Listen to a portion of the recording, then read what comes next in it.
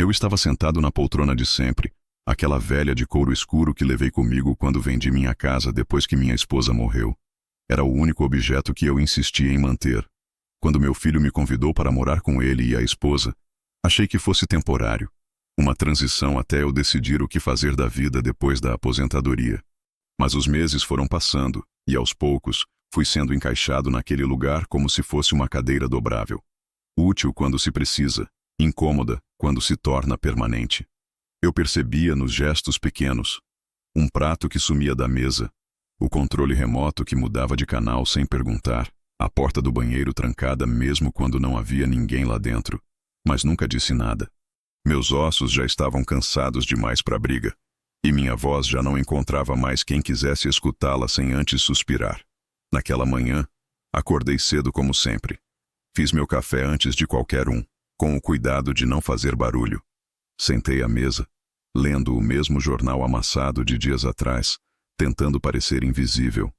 Megan, minha nora, entrou na cozinha de Rob, uma mão na barriga redonda, a outra segurando o celular. Olhou para mim como quem repara num objeto fora do lugar. Não disse bom dia. Fez o próprio café como se eu não estivesse ali. Eu me levantei devagar e ofereci a ela o resto da garrafa. Ela fez que não com a cabeça, e então murmurou algo baixo demais para que eu entendesse. Perguntei se ela disse alguma coisa, e foi aí que ela virou de lado, com a mão ainda na barriga, e soltou sem tirar os olhos da pia. Eu não quero um velho inútil aqui enquanto estou grávida. As palavras caíram com a precisão de uma sentença. Não houve hesitação, nem vergonha, nem dúvida. Apenas aquilo, seco, direto, como se estivesse me tirando da sala com a mesma naturalidade com que se enxota um cachorro de cima do sofá. Eu fiquei parado por um segundo, segurando a caneca ainda morna, sem saber se colocava de volta na mesa ou se a deixava cair. Meu corpo inteiro pareceu encolher naquele instante, como se não coubesse mais naquele espaço que um dia chamaram de lar. E então Josh entrou. Meu filho. O mesmo que corri para o hospital aos sábados de madrugada por causa de crises de asma. O mesmo que ensinava a andar de bicicleta segurando o selim até minhas pernas falharem.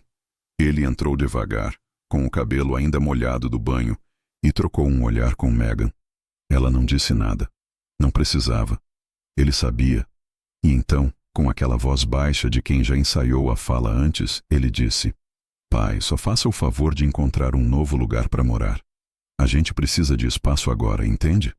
Entendo. Claro que entendo. Entendo que o espaço que me cabia não era mais físico. Era simbólico. Não era a falta de metragem da casa. Era o incômodo da minha presença. Era o som da minha respiração. A lembrança da velhice que eles queriam evitar. O desconforto de ver o futuro se aproximando através das rugas de quem já viveu demais. Eu queria perguntar se aquilo era mesmo definitivo, se não havia possibilidade de diálogo, se algum limite havia sido ultrapassado sem que eu percebesse.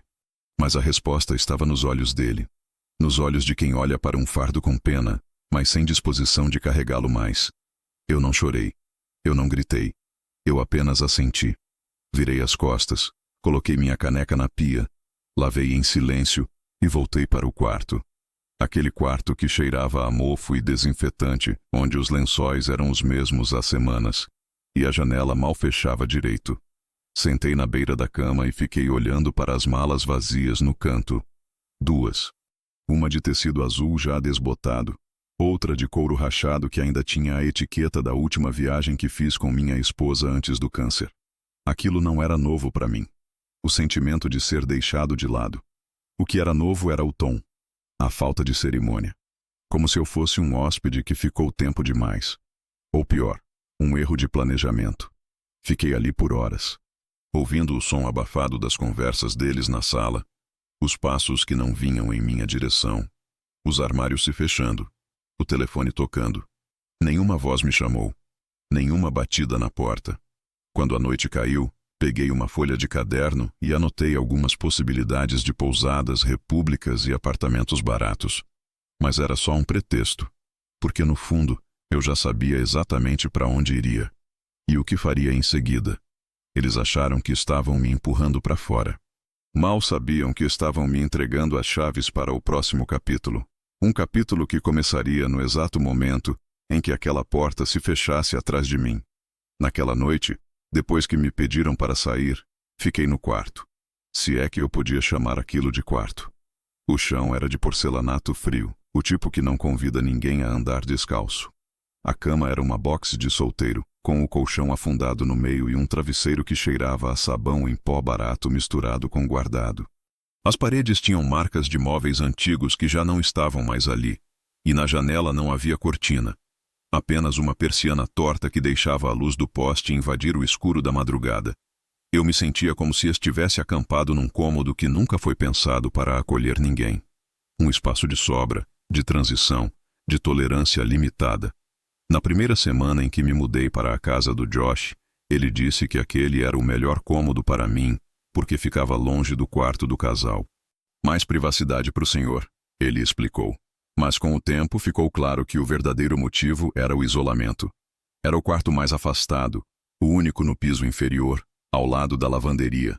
As paredes eram finas e deixavam passar o barulho da máquina de lavar, da secadora, do aspirador. Aos poucos, aquele espaço virou também um depósito. Primeiro vieram as caixas de coisas que não tinham lugar nos armários. Depois, a esteira dobrável que Megan comprou e nunca usou. Depois ainda, os brinquedos do bebê que nem tinha nascido. Tudo ia sendo encostado ali, como se meu quarto fosse uma extensão do porão. Eu, inclusive. Meu armário era uma arara de metal com cabides tortos, onde pendurei algumas camisas que resistiram à mudança. Meus sapatos ficaram num canto, empilhados uns sobre os outros, como num brechó. A cômoda tinha gavetas que emperravam e puxadores faltando. Um dia encontrei um rolo de fita adesiva industrial dentro de uma das gavetas. Megan provavelmente achou que eu não usaria mesmo. Na parede, fixei apenas uma fotografia. Era a mesma que mencionei antes. Eu e minha esposa, no último aniversário dela, sentados no banco de madeira da varanda da nossa antiga casa, antes do câncer. Eu olhava para aquela foto todas as noites. Não porque quisesse reviver o passado, mas porque ela era a única coisa naquela casa que me lembrava que um dia eu fui amado sem constrangimento. Ela me lembrava quem eu era antes de me tornarem invisível. As refeições começaram a ser deixadas na porta. Literalmente. Um dia, cheguei na cozinha por volta das 19 horas e encontrei minha marmita já sobre a mesinha lateral, com o papel filme ainda por cima. Megan comentou, sem me encarar, que era melhor assim, para eu comer no meu tempo mais tranquilo. A tranquilidade ali era sempre sinônimo de distância. Depois disso, as conversas começaram a desaparecer. Josh, que nos primeiros dias ainda sentava no sofá comigo para ver jogo, passou a entrar no quarto com o celular na mão, e quando cruzava comigo no corredor, dizia apenas, "E aí, pai?", como se eu fosse o porteiro do prédio. Megan nem isso. Me olhava como quem examina uma infiltração no teto. Aquela frieza cotidiana era pior que qualquer grito. Era uma eliminação lenta, disfarçada de rotina. Eu tentei. Claro que tentei. Lavei a louça quando ninguém mais queria. Consertei a descarga do banheiro de cima. Troquei a lâmpada do quintal. Não por obrigação, mas porque era meu jeito de mostrar que eu ainda podia ser útil. Que eu não era o velho inútil que Megan via quando passava a mão na barriga. Mas nenhum gesto parecia fazer diferença. As respostas eram sempre as mesmas. Deixa que a gente resolve depois. Não precisa se preocupar com isso. O Senhor já fez demais. Era como se toda tentativa minha de participar fosse um incômodo educado. Como se fosse vergonhoso que eu ainda quisesse fazer parte do funcionamento da casa. Como se o silêncio fosse a única maneira digna de envelhecer. O quarto começou a pesar. O ar parecia sempre úmido. O barulho da secadora, constante. Os fios do roteador que passavam pela parede geravam um zumbido fraco, mas persistente. Tudo ali me dizia que aquele não era o meu lugar. Era apenas o último canto onde eu ainda não incomodava. Até que comecei a guardar as coisas. Aos poucos. Como quem monta um plano sem fazer alarde. Primeiro, dobrei as roupas e coloquei dentro da mala azul. Depois, peguei o envelope com os documentos que eu sempre mantive comigo, mesmo quando me pediram para digitalizar tudo. Eu sabia que ia precisar deles um dia. O título da casa, as procurações antigas, os extratos bancários, Os comprovantes de transferência que fiz para o Josh no ano em que ele perdeu o emprego e Megan estava grávida do primeiro, aquele que não veio. Lembro de ter olhado para a porta pela última vez naquela noite, sem saber se era ela que me trancava ou se era eu que ainda insistia em não sair. A verdade é que aquele quarto nunca foi meu. Ele foi emprestado por uma falsa sensação de pertencimento. Um lugar onde eu fui aceito como se aceita um móvel antigo, de valor sentimental, mas que já não combina com a decoração. Um objeto do qual é difícil se livrar, até o dia em que alguém toma coragem e diz que é hora de doar. Naquela noite, decidi que eu não seria doado. Seria transferido, por mim mesmo, para onde eu voltaria a ter nome, chave e autonomia. Para onde ninguém me chamaria de velho inútil, com a boca cheia de razão. Eu só precisava de um endereço novo. Mas antes disso, eu precisava deixar uma última marca. Não para me vingar, mas para lembrá-los de quem, de fato, sempre sustentou aquele teto. E eles descobriram isso antes do que esperavam. Foi no domingo seguinte. O tipo de dia em que famílias tiram fotos sorrindo ao redor da mesa, quando a louça demora a ser lavada porque as conversas parecem mais importantes que o sabão, e o tempo se arrasta sem pressa entre uma risada e outra. Mas naquela casa, o domingo era silencioso. Já fazia tempo que a mesa não me incluía. Quando muito, me chamavam depois, para esquentar o que sobrou no micro-ondas. Eu já não perguntava por quê. Era mais fácil fingir que o apetite vinha tarde. Naquela tarde, eu tinha saído para caminhar. Era o que me restava. Dar voltas pelo quarteirão e contar os mesmos postes, os mesmos jardins, os mesmos carros nas garagens alheias, enquanto fingia que não havia nada de errado em ter 68 anos e andar como se estivesse matando o tempo, quando na verdade só tentava fugir de um quarto sem propósito. Quando voltei, já passava das 5. A casa estava com as luzes acesas, mas quieta. Tirei os sapatos no hall como sempre fiz, respeitando o carpete novo que Megan comprara, e exigia que ninguém pisasse calçado. Fui direto ao meu quarto, que ficava no fim do corredor, com aquela porta que rangia mesmo depois de lubrificada. Estava fechada. Achei estranho. Nunca deixava fechada. Quando girei a maçaneta, percebi. Alguém estivera lá. A mala que ficava embaixo da cama estava do lado de fora. E o cabideiro de metal havia sido desmontado, encostado na parede. Foi aí que ouvi os passos. Josh apareceu com o olhar baixo, as mãos nos bolsos. Ficou parado à porta por um instante, como se esperasse que eu dissesse algo primeiro.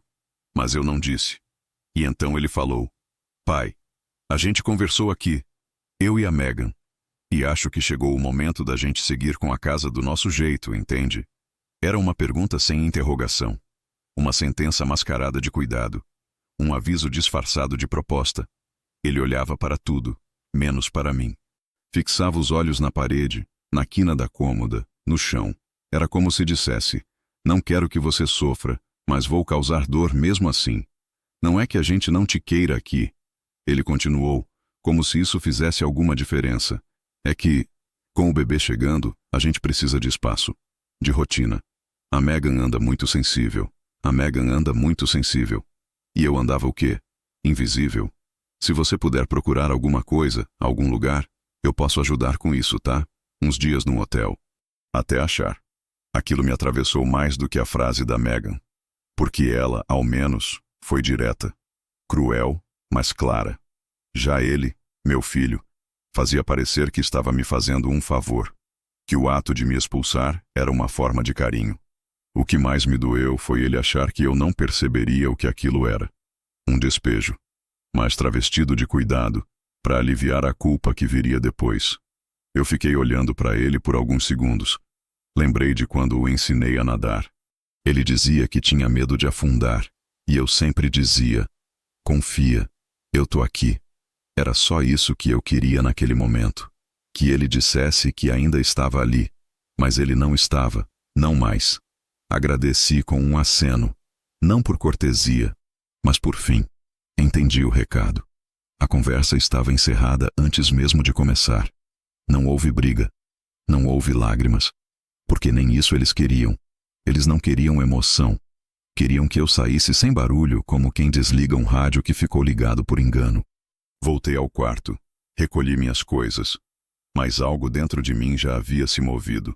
Algo mais antigo do que o orgulho, mais resistente que o ressentimento. Era o senso de dignidade. A sensação de que, por mais que estivessem tentando me arrancar das paredes daquela casa, eu ainda era dono de algo que eles ignoravam. E não era apenas a memória, o afeto, o passado compartilhado. Era concreto, papelado, legalmente reconhecido. Eu abri a pasta de documentos e tirei a escritura da casa. Aquela mesma casa que Josh dizia precisar organizar do jeito deles. O papel estava lá, amarelado pelo tempo, mas firme como sempre. E lá estava meu nome. Não em letras pequenas, mas em tamanho igual ao dele. Co-proprietário, 50%. Eles tinham esquecido disso, ou ignorado. Ou talvez, na ânsia de reescrever a narrativa da própria vida, apagaram de propósito a minha assinatura. Mas ela ainda estava ali, e bastaria uma caneta para lembrá-los disso. Não com grito, não com escândalo, mas com um movimento sutil, definitivo. Um gesto que se escreve em silêncio e se ouve em ruína. Naquela noite, eu imprimi uma cópia, só por garantia. Guardei em uma pasta vermelha com plástico grosso e deixei ao lado da mala.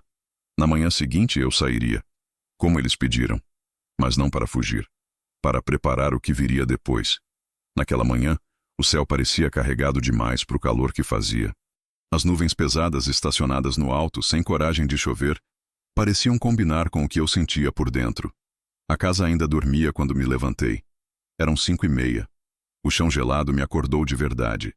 Vesti a mesma camisa que usei quando cheguei ali pela primeira vez, meses atrás, quando Josh ainda sorria ao me ver, e Megan dizia que minha presença seria um presente para o bebê que está por vir. Agora, era eu quem saía antes dele nascer, como um móvel fora de época. A mala azul estava pronta desde a noite anterior. Não pesei o que coloquei dentro, pesei o que deixei.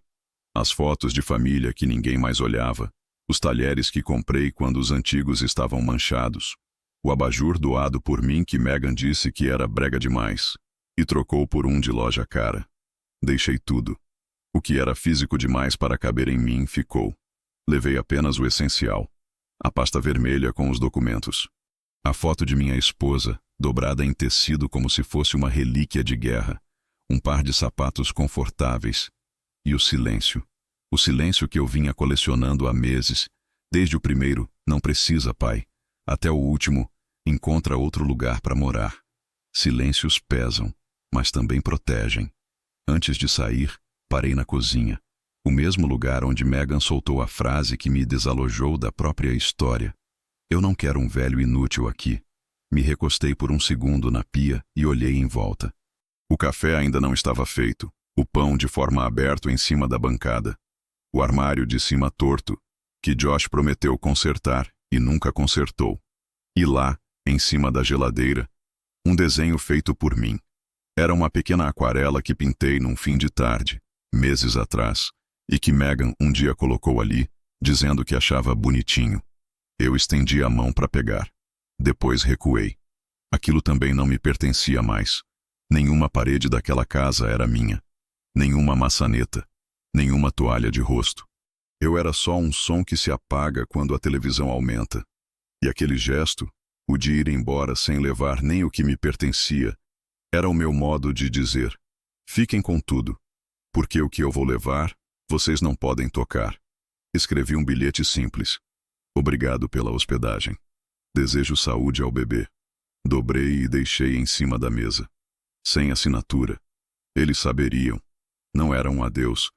Era um ponto final. Chamei o táxi por aplicativo, usando o velho celular que Josh me deu para me incluir nas conversas da família.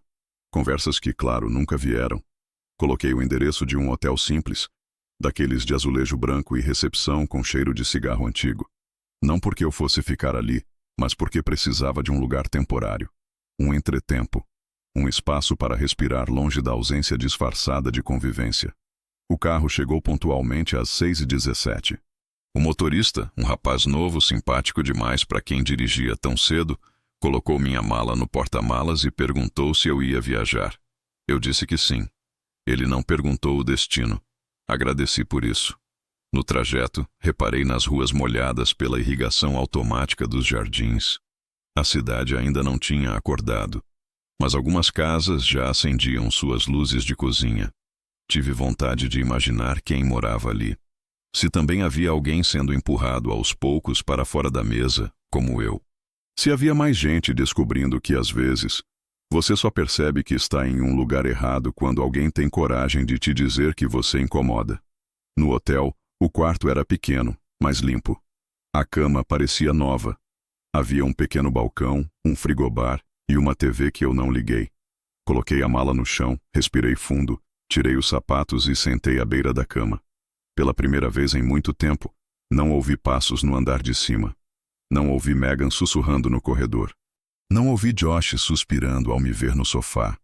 Ouvi apenas o som do meu próprio corpo se aquietando, como se estivesse, enfim, autorizado a existir. Peguei a pasta vermelha.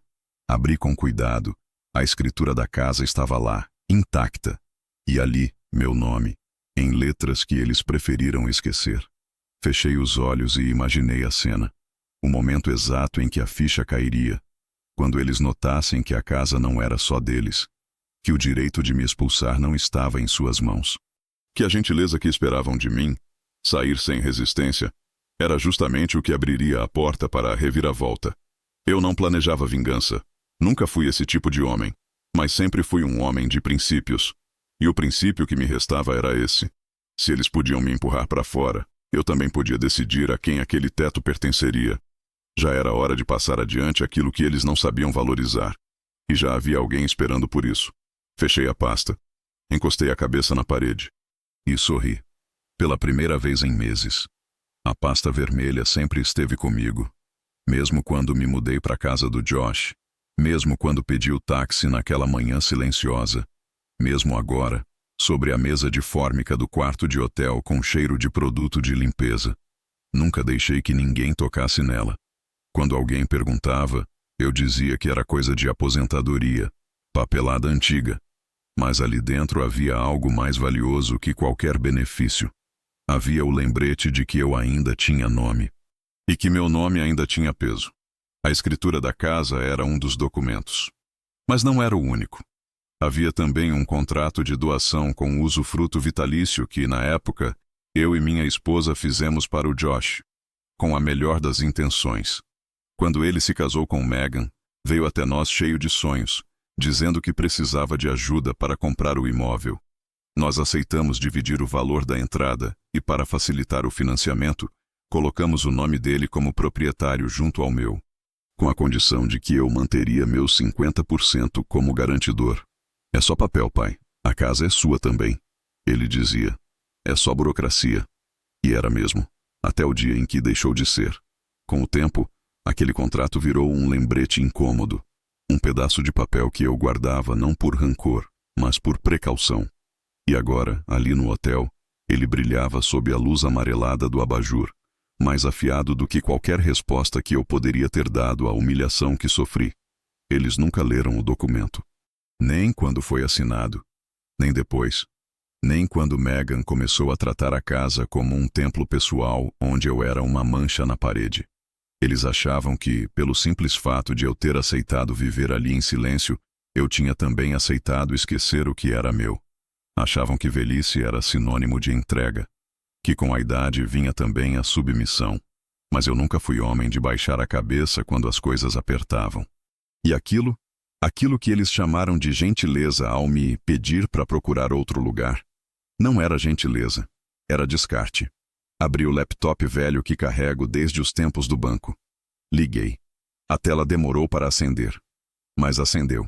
Digitei lentamente o nome do advogado que cuidou da escritura na época. Um homem sério, discreto, que certa vez me disse, entre uma assinatura e outra: "Seu nome está aqui, Sr. Carlos. Enquanto ele estiver, nada pode acontecer com esse imóvel sem sua autorização." Guardei aquela frase como quem guarda uma cápsula de oxigênio num submarino avariado. Agora era a hora de usá-la. O telefone tocou 3 vezes antes de ele atender. Expliquei quem era. Ele lembrou de mim. Perguntou como estava a casa, se o neto havia nascido.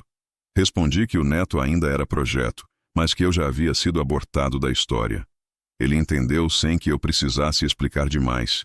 Precisa de mim para quê, seu Carlos? Quero transferir minha parte da casa. Ele ficou em silêncio por um segundo. Para seu filho? Não. Para outra pessoa.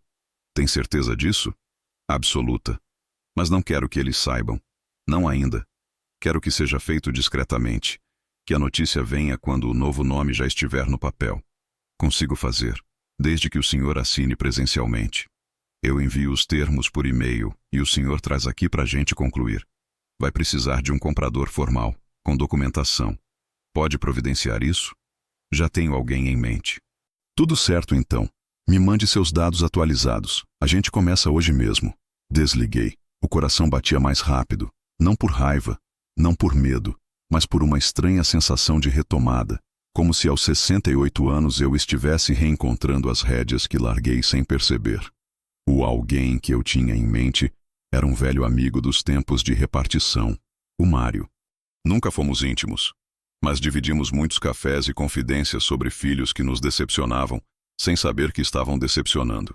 Mário era viúvo, como eu. Sem filhos. Morava de aluguel. Sempre me disse que seu maior sonho era ter uma casa com um quintal, onde pudesse plantar limão e criar 2 cachorros vira-lata. Peguei o telefone e liguei. Mário, lembra daquela conversa que tivemos um dia sobre velhos que não servem para mais nada? Como esquecer? Pois é. Tô com uma proposta para você. Na mesma semana, o contrato foi preparado. O valor simbólico foi de R$1. Não porque eu quisesse fazer caridade, mas porque queria fazer justiça. A casa, metade dela, passaria a ser de Mário. E com ela, a obrigação legal de copropriedade, que Josh e Megan nunca imaginaram que eu exerceria. Mário topou. E mais que isso, agradeceu com uma voz embargada que nunca ouvi antes. O que eu te fiz para merecer isso, Carlos? Você não me expulsou quando eu só queria conversar. 2 dias depois, assinei os papéis no escritório do advogado. Mário também. E ali, com uma assinatura simples, fiz mais barulho do que qualquer discussão familiar. Aquilo não era vingança. Era um lembrete. Um recado. Vocês me pediram para sair. Agora, quem sai? São vocês. A sala do cartório tinha cheiro de papel guardado, móveis encerados e café requentado. Era um lugar que sempre me causou uma espécie de respeito mudo, talvez por tudo que já testemunhei ali ao longo da vida. Nascimentos registrados com olhos marejados, heranças assinadas com mãos tremendo, separações seladas com o peso de quem ainda amava, mas não voltava atrás. Naquele dia eu estava lá por outro motivo. Para assinar o fim de uma ilusão. Para carimbar, com tinta azul e letra firme, que eu não era descartável. Que minha saída daquela casa não tinha sido uma rendição, mas o primeiro passo de uma reorganização silenciosa do que realmente era meu. Sentei-me à mesa com calma, a pasta vermelha ao meu lado. Mário já estava lá, vestido com uma camisa social engomada demais para a simplicidade dele, os óculos escorregando do nariz e os olhos marejados. Tentava parecer casual, mas os dedos tamborilando sobre o tampo da mesa entregavam a ansiedade. Eu compreendia. Estávamos prestes a selar algo muito maior que uma transferência de propriedade. Aquilo era um pacto entre 2 homens que passaram a vida toda dando tudo de si e recebendo no fim o silêncio como agradecimento. O tabelião nos entregou os documentos. Assinem aqui, por favor. Nome completo, sem abreviação. Letra legível. Peguei a caneta. A mesma que guardei desde os tempos de gerente bancário. Tinham-me dado no dia da aposentadoria, com meu nome gravado no metal. Carlos A. Montenegro. Aquela caneta já tinha assinado folhas de ponto, contratos de financiamento, cheques para pagar cursos do Josh, boletos da pós-graduação da Megan. Mas nunca tinha sido tão pesada quanto naquele momento. Eu respirei fundo. Posicionei a ponta sobre o papel e escrevi meu nome como se estivesse desenhando um mapa para fora de um naufrágio. Carlos Antônio Montenegro. Data. Assinatura. Pronto. Foi só isso. Nenhuma explosão, nenhuma música de fundo. Só o som da caneta riscando o papel e selando o que eles nunca imaginaram. Que o homem que eles chamaram de velho inútil ainda sabia ler o jogo. Ainda sabia assinar. E sabia, principalmente, como virar a mesa com uma única linha. Mário assinou em seguida com a mão trêmula. Depois me olhou como quem segura um segredo precioso. Isso vai dar confusão, Carlos. Ele disse. Não quero confusão, Mário. Só quero que eles saibam que, enquanto me empurravam para fora, eu ainda estava ali. Na saída, passamos na frente de uma loja de móveis usados. Havia uma poltrona velha na vitrine. Não igual a que deixei para trás, mas parecida o suficiente para me fazer parar por um instante. Mário percebeu. Quer entrar e ver? Não. Deixa lá. Eu não quero levar nada daquela casa para essa nova fase, nem em pensamento. Ele assentiu e seguimos. Naquela mesma tarde, entreguei ao advogado uma solicitação simples. Que o novo proprietário fizesse a primeira visita à casa no dia seguinte. Que fosse cedo, com o documento em mãos. Que não explicasse nada além do necessário. Só o suficiente para que eles entendessem o que estava acontecendo. A recomendação era clara. Nada de agressividade. Nada de ofensa.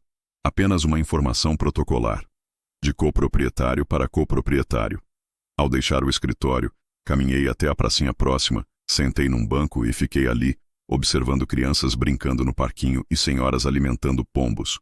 A cidade parecia a mesma, mas algo em mim havia mudado. Era como se uma parte adormecida tivesse voltado à superfície. A parte que sabia que justiça não grita. Ela espera, age, assina, e depois observa. Voltei ao hotel mais leve. Tomei um banho quente, vesti uma camisa limpa, preparei um café fraco no bule elétrico que pedi emprestado na recepção. Sentei na cama, abri a pasta vermelha mais uma vez e revisei tudo. Escritura, contrato, registro da transferência. Nome de Mário ali, onde antes só havia o meu e o de Josh. Tudo legal, tudo certo, tudo definitivo. A caneta estava ao lado. Peguei e guardei na mochila, não por apego, mas por gratidão. Ela tinha feito o que era preciso, e agora o resto não dependia mais de mim. O destino daquela casa e o que ela simbolizava estava em movimento. Um movimento silencioso, como a raiva que amadurece até virar clareza. Na manhã seguinte, eu não saí do hotel. Fiquei na janela, vendo o sol subir devagar. Sabia que em algum momento o telefone começaria a tocar, que Megan atenderia à porta, esperando uma encomenda, ou um técnico, ou talvez até um vizinho curioso, e encontraria Mário ali, educado, simples, porém seguro do que carregava. O documento que dizia que aquela casa agora era também dele, e que decisões seriam tomadas a dois. Eles nunca leram os documentos, nunca perguntaram, nunca imaginaram que eu teria coragem. Mas a verdade é que a coragem nunca foi o problema. O problema foi eles acharem que, porque fiquei em silêncio, eu estava ausente. Eles se esqueceram que o silêncio, às vezes, é apenas uma pausa entre duas assinaturas. O relógio marcava 09h14 da manhã, quando o primeiro toque na porta os tirou do conforto. Naquele horário, Josh provavelmente ainda estava de meias, arrastando os pés pela casa com o celular na mão e o rosto semi-acordado. Megan devia estar na cozinha, reclamando do cheiro de café forte, como fazia desde que engravidou. Eles não esperavam visita, ainda mais de alguém como Mário, um senhor de barba feita, camisa passada, postura impecável e um envelope marrom debaixo do braço. Ele não tinha urgência no gesto. Tocou a campainha apenas uma vez. Depois esperou. Megan foi quem atendeu, ainda com a voz presa, o cabelo preso de qualquer jeito, e aquela expressão irritada de quem acha que todo incômodo é injustificado. Abriu a porta já com o meio sorriso automático de quem vai dispensar um vendedor, mas não conseguiu completar o gesto. Mário a encarou com o olhar tranquilo e a fala pausada de quem sabia o que estava fazendo ali. Bom dia. A senhora é Megan? Sou. O senhor é... Sou Mário. Tenho um comunicado oficial. Fico com o Sr. Josh? Ela hesitou. Deu um passo para dentro, chamou o marido sem esconder o incômodo na voz. Josh, tem um senhor aqui. Diz que é oficial, sei lá. Ele veio devagar, arrumando a camiseta com uma mão, coçando o queixo com a outra. Reconheceu o nome antes de ouvir o motivo. Mário? Mário quem? Senhor Mário Ribeiro. Novo coproprietário desta residência. A frase não caiu, afundou. Megan soltou um, como é, que misturava espanto e negação. Josh franziu a testa, cruzou os braços e tentou disfarçar a tensão com uma risada curta. Olha, deve haver algum engano. Essa casa está em meu nome. Mário não discutiu. Apenas abriu o envelope. Entregou uma cópia da escritura atualizada, já com o registro da transferência feita na semana anterior. Os nomes estavam ali. Carlos Antônio Montenegro. Mário Ribeiro da Silva. 50% para cada um. Assinaturas reconhecidas. Carimbos. Legalidade total. O documento que eles nunca se deram ao trabalho de reler. Nunca imaginaram que precisariam. Josh leu em silêncio. Megan se aproximou, leu por cima do ombro. O rosto dela mudou rápido. Saiu do desprezo automático para a incredulidade desconfortável. Ela tirou o papel da mão dele com um puxão seco, como quem quer encontrar alguma falha, algum erro, algum detalhe que invalidasse tudo. Não achou. Isso aqui não tem validade. O Carlos não faria isso com a gente. Ele saiu porque quis, disse ela. Ele saiu porque vocês pediram. Mário respondeu, sem tom de acusação.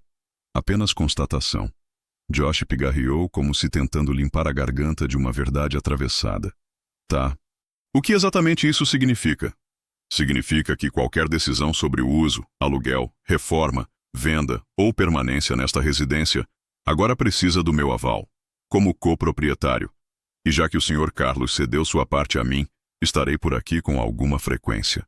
Para fazer vistorias, conversar com advogados, decidir o futuro do imóvel. O silêncio que se seguiu foi o som mais honesto que aquela casa ouviu em meses.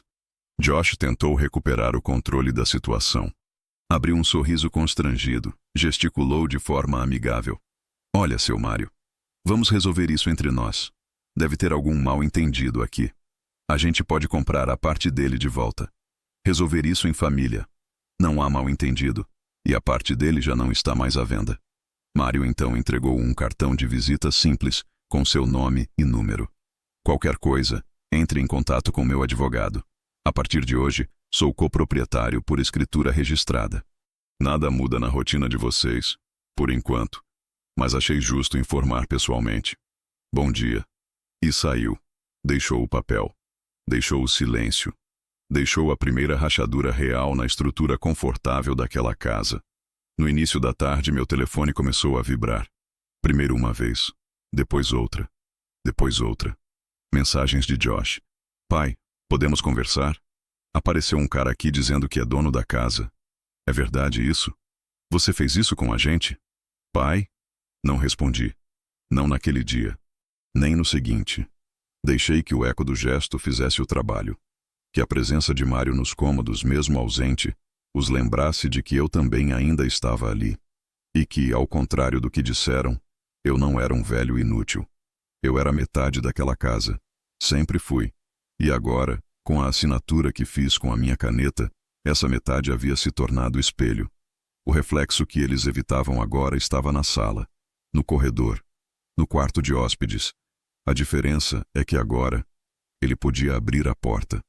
Na manhã seguinte, acordei antes do celular, antes do barulho dos carros na rua, antes do sol aparecer por completo na fresta da cortina do hotel. Eu já estava desperto antes mesmo de abrir os olhos. Não por ansiedade, não por medo, mas por aquela estranha vigília que nasce quando a gente sabe que, em algum lugar, alguém finalmente entendeu o que antes escolhia ignorar. Mário já havia me mandado mensagem. Tudo feito. Falei com educação. Eles entenderam. Estavam pálidos. Eu só respondi com um obrigado, mais nada. O resto viria sozinho. E veio. Às 08h21, a primeira chamada. Josh. Recusei. Às 08h23, a segunda. Megan. Recusei. Às 08h30, outra vez Josh. Depois, uma avalanche. Mensagens de texto, áudios curtos, emojis que oscilavam entre e depois textos mais longos, mais confusos. Em poucos minutos, a tela do meu telefone era um desfile de tentativas. Pai, a gente precisa entender isso. Você fez isso por mágoa?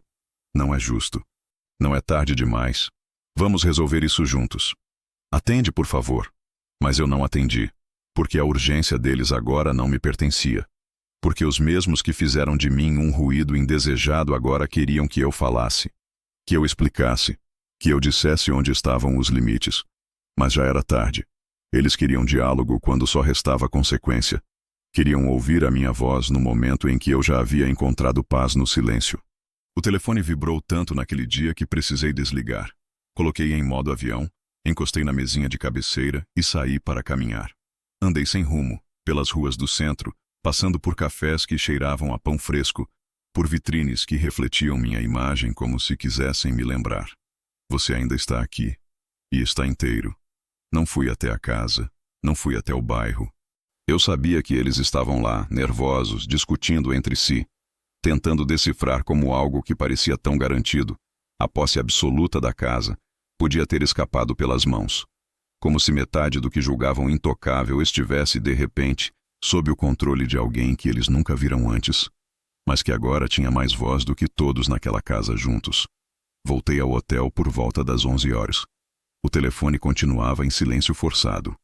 Liguei apenas para conferir se havia alguma ligação importante do banco ou do advogado. Não havia. Só mais chamadas perdidas. 32. A última, vinda de um número fixo que reconheci como sendo da empresa onde Megan trabalhava. Provavelmente usou o telefone de lá para tentar burlar o bloqueio. O desespero faz isso com as pessoas. Enquanto tomava meu café fraco, sem açúcar, como sempre gostei, pensei em tudo que eles poderiam estar dizendo naquele momento. Ele está fazendo isso por vingança, talvez. Ele está magoado. Está se sentindo rejeitado. Mas a verdade era mais simples. Eu estava apenas me fazendo respeitar. Depois de meses sendo tratado como um volume empoeirado, agora era eu quem determinava o espaço. Não com gritos, mas com ausência. À tarde, o advogado de Mário me ligou. Senhor Carlos, tudo em ordem. Os documentos já estão com os registros atualizados. Agora, qualquer proposta de venda, reforma ou até mesmo permanência de inquilinos precisa da assinatura do Sr. Mário. Agradeci com um ótimo. Era isso que eu precisava ouvir. Ele riu, como quem entende a satisfação contida de quem move uma peça no tabuleiro sem derrubar nada. Apenas com estratégia. Perto das 17 horas, recebi uma última mensagem de Josh, longa, quase um desabafo. Pai, eu sei que a gente errou. Eu sei que você ficou magoado. A Megan estava estressada. A gravidez mexe com a cabeça das pessoas. Mas essa casa é o nosso lar. É o futuro da nossa filha. Não faz isso com a gente. Eu sei que ainda dá tempo de conversar. Eu sei que você ainda se importa. Eu li, devagar, linha por linha. E percebi. Ele ainda não entendia. Ainda achava que era sobre ele. Sobre o futuro dele. Ainda não conseguia enxergar que o que doía em mim não era ter sido expulso. Era ter sido apagado. Apagado da história que eu ajudei a construir. Apagado da casa que ajudei a pagar. Apagado da família que eu sustentei. Emocional e financeiramente. Durante anos. E quando percebi isso, guardei o celular. Não respondi. Porque às vezes, o verdadeiro poder está justamente em não dar resposta nenhuma. Em deixar que o vazio fale por si. Naquela noite, antes de dormir, caminhei até a varanda do hotel. O céu estava limpo. A cidade, acesa. E eu, inteiro. Pela primeira vez em meses, me senti no controle. Não por dominar ninguém, mas por ter recuperado algo que me foi arrancado aos poucos. O direito de ser respeitado. E o silêncio. O silêncio que eles usaram contra mim. Agora era meu aliado. Na manhã seguinte, recebi uma notificação no celular. Tentativa de agendamento para reunião entre os proprietários do imóvel. Remetente, Josh Montenegro. Confirme sua disponibilidade. Toquei na opção recusar. Não por raiva, mas por maturidade. Porque quem aprende a se calar na hora certa, também aprende a não mais pedir permissão para existir. Eu sempre fui do tipo que esperava. Esperei meu filho dar os primeiros passos na varanda de casa, com os braços abertos e as pernas trêmulas. Esperei Megan me tratar com um mínimo de respeito, mesmo quando eu era só o velho que passava pano no chão da cozinha, enquanto ela dormia até tarde. Esperei que um dia alguém dissesse, obrigado, pai, com sinceridade. Mas naquele quarto de hotel, pela primeira vez, eu não esperava mais nada. Faziam 4 dias desde a visita de Mário à casa. 4 dias desde que Josh e Megan entenderam que a vida deles agora envolvia um nome que não pediram, não escolheram, e não sabiam como remover. Durante esse tempo, eu mantive o telefone no modo silencioso, sem desbloqueio automático, sem vibração. As notificações se acumulavam como folhas secas no canto da tela. Chamadas não atendidas, mensagens não lidas, e um convite que aparecia todos os dias, como um lembrete insistente. Você tem uma reunião pendente com Josh Montenegro. Reagendar? Não, eu não tinha. Enquanto isso, a minha vida se reencaixava. Encontrei um apartamento pequeno, mas claro, com uma varanda que pega sol de manhã. Uma kitnet mobiliada com simplicidade, a poucas quadras de uma padaria que serve café com leite forte e pão na chapa de verdade. Fiz o cadastro na portaria com meu nome completo, sem sufixos, sem vínculos, sem herdeiros. Era só eu. Na primeira noite ali, sentei no sofá de 2 lugares e coloquei a foto da minha esposa sobre a mesa de centro. Encarei-a por alguns minutos e, em silêncio, pedi desculpas por ter demorado tanto a sair. Não daquela casa, mas daquela vida em que eu me colocava como o último da fila, como hóspede de luxo na história dos outros. Ela sempre me dizia: Carlos, quem só cuida dos outros acaba esquecendo de si. Eu esqueci, mas agora estava reaprendendo. Na manhã seguinte, resolvi sair sem rumo. Comprei 2 pães, um maço de flores simples e caminhei até a praça onde ela costumava sentar nos últimos anos. Deixei as flores no banco onde ela lia. Ninguém viu. Ninguém precisava ver. Não era homenagem. Era gratidão. Era fim de ciclo. Quando voltei, havia uma carta no chão da minha porta. Era do cartório. Josh havia tentado anular a transferência, tarde demais. Os prazos estavam todos vencidos, os documentos irretocáveis. Mário me ligou rindo. Estão tentando qualquer coisa agora. Desespero dá nisso. Eu agradeci e desliguei. À tarde, meu telefone vibrou uma vez. Só uma. Um número novo. A notificação era curta. A gente está indo te buscar. Vamos conversar pessoalmente. Não dá para ser assim. Era Josh. Só que eles nunca vieram. Fiquei esperando. Sim, eu ainda era humano. Havia em mim aquele resquício tolo de pai, aquele fiapo de esperança que insiste em se segurar na beirada da mesa mesmo depois da queda. Tomei banho, troquei de camisa, ajeitei a poltrona. Deixei a porta entreaberta, só por precaução. Mas a hora passou. O sol foi embora. A rua acendeu as luzes e os carros sumiram. Ninguém veio. Nem Josh, nem Megan, nem a sombra do arrependimento. Na manhã seguinte, li no grupo de ex-colegas de trabalho: Alguém sabe se o Carlos está bem? O filho dele postou umas coisas estranhas. Fui olhar. Josh tinha feito uma publicação nas redes sociais. Uma foto dele com a mão na barriga de Megan. Legenda: tentando reconstruir em cima do que foi quebrado. Família é tudo. Comentários cheios de corações, palavras de apoio, elogios ao novo começo. Fiquei olhando aquilo por um bom tempo, não com raiva, mas com uma estranha sensação de observador. Como se eu estivesse vendo um filme onde o personagem principal não fazia mais parte do elenco. Porque ali estava claro: eles nunca viriam me buscar. Nunca sentariam comigo para conversar. O pedido de desculpas que talvez quisessem fazer já não encontrava a porta aberta. Eu não era mais parte daquela narrativa, e no fundo percebi: estava tudo bem. Eu não queria mais ser. Naquela noite sentei na varanda do meu novo lar, com a cidade inteira cochichando lá embaixo. Fiz uma lista, não de tarefas, mas de certezas. Escrevi: eu existo fora dos outros. Ninguém me tira o que é meu. Silêncio é resposta. Dignidade não se mendiga. Quando alguém não vem, é porque nunca quis vir. Depois, fechei o caderno. Apaguei o número do Josh do meu telefone e dormi com a porta fechada por dentro, e por dentro também. Era sábado à tarde quando o telefone tocou pela última vez. Não havia nome na tela. Só um número, desses que a gente reconhece antes de entender de onde vem. Eu sabia que era ele, Josh. E por um segundo, por um lapso ainda enraizado na parte de mim que um dia quis ser ouvido, pensei em atender. Mas não atendi. O telefone tocou até parar sozinho. Depois, veio a mensagem de voz. Curta. Uma respiração, uma pausa, e a frase que atravessou o quarto como um sopro morno.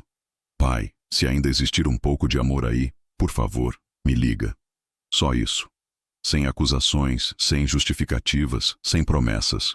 Era só o som de alguém que já tinha perdido o que achava que controlava. E agora queria, ao menos, ser ouvido. mas eu não ouvi. Não porque eu fosse cruel, mas porque, finalmente, eu havia entendido que o amor que não é cuidado vira espinho, e eu não precisava mais segurar nada que me machucasse. Fiquei olhando para o celular por alguns minutos, depois desliguei. Não apaguei a mensagem, não bloqueei o número. Apenas fechei a tampa do telefone como quem fecha uma carta sem remetente. Fui até a varanda. Respirei o ar ameno da cidade nova e me dei conta de que aquela ligação, aquela última tentativa, era menos sobre mim e mais sobre ele. Sobre o medo que chegou tarde demais. Sobre a culpa que agora pesava sozinha. Ali, no silêncio entre uma palavra e outra, eu percebi. O que Josh queria não era reatar. Era se aliviar. Queria que eu dissesse algo que o tirasse do peso da escolha que ele fez. Mas esse perdão, se viesse, teria de nascer nele, e não em mim. No dia seguinte fui visitar Mário. Ele me esperava no portão com um sorriso largo e uma garrafa térmica de café recém-passado. A casa, nossa antiga casa, agora com jardim arrumado, janelas abertas, e a poltrona, sim, a poltrona, de volta na sala. Ele a tinha comprado de volta de um brechó local sem saber que era a mesma. Quando me contou, eu apenas sorri. A vida tem dessas coisas. Às vezes, ela devolve pedaços que a gente nem pediu. Sentamos na varanda. Ele falou dos planos. Queria pintar as paredes de azul claro. Colocar um balanço no quintal. Disse que o cachorro viria na semana seguinte. Vai se chamar Bento, ele disse. Porque como eu, ele foi abandonado no portão. E como eu, agora tem dono. Eu ouvi tudo com atenção. Mas havia uma parte de mim ali que ainda estava presa na última frase que Josh me deixara. Se ainda existir um pouco de amor aí, existe, filho. Sempre existiu. Mas amor não é escudo para ofensa. Não é desculpa para descaso. Amor também se protege. Amor também se retira.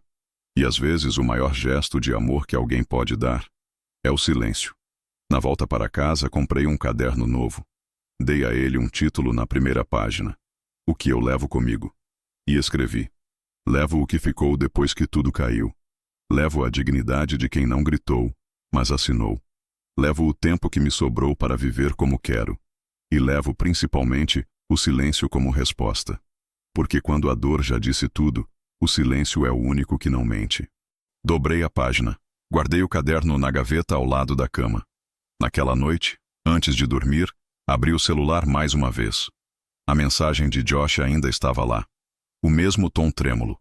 A mesma voz tentando voltar a um lugar onde não havia mais porta. Eu segurei o celular na mão por alguns segundos, depois cliquei em arquivar. Não deletei. Apenas deixei no passado. Desliguei a luz. Me cobri com o cobertor leve que comprei no primeiro dia naquele apartamento. E pela primeira vez em muitos anos, dormi sem pensar em ninguém. Só em mim. E foi o sono mais profundo que tive em toda a minha vida.